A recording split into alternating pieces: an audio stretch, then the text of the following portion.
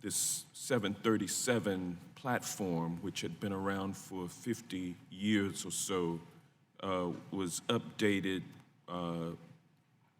with the design of the 737 MAX, which pretty much sits on the same platform as the 737.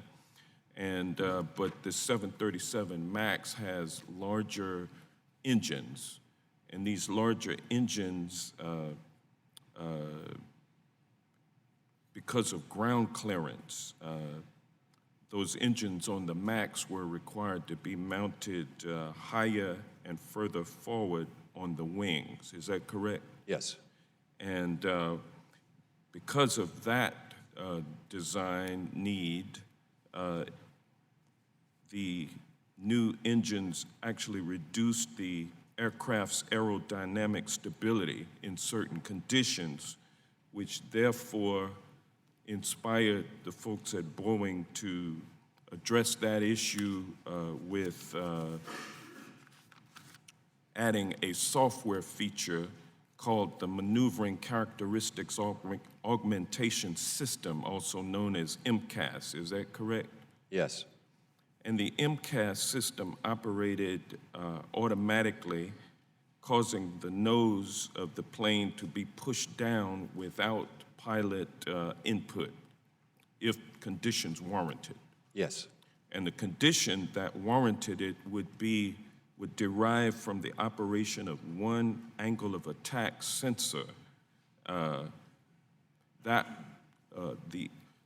Something that would happen to the sensor would cause the MCAS system to operate and push the nose down without pilot input. Yes. And if that angle of attack sensor failed in some way,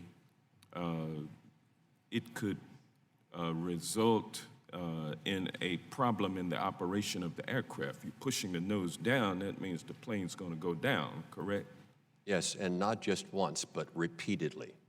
And the MCAS system was not a system that was revealed to the airline industry and thus to the pilots prior to the first aircraft disaster in the Philippines.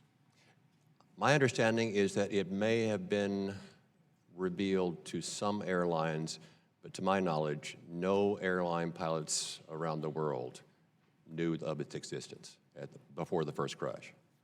No pilot around the world knew that the MCAS system could thrust the nose of the plane downward.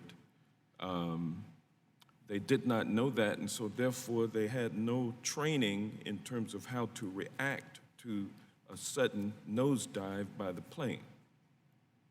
Is that correct? I'm sorry, would you say it again? A pilot without knowledge of an MCAS system in the plane, flying a 737 MAX, pilot not knowing of this MCAS system, and now the plane is suddenly, the nose of the plane is headed downward.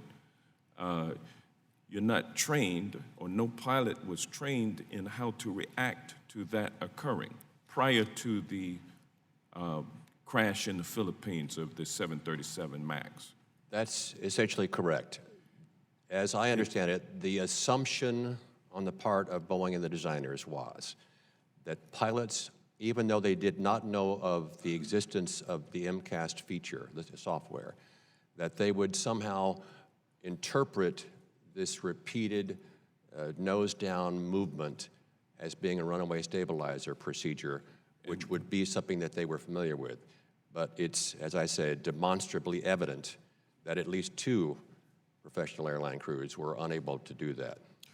Was the FAA notified of the MCAS addition to the 737 platform prior to the crashes? My understanding is that at some point they were made aware of the feature, but that they were not aware of the changes to the operation of the feature prior to the first crash, that it had been redesigned to activate with greater movement each time it activated, and it would activate until the full range of motion that could be achieved was achieved. In other words, it would act repeatedly until the nose was forced as far down as it could go. Thank you, Captain Sullenberger. Thank you, Mr. Johnson. Mr. Massey's, I'd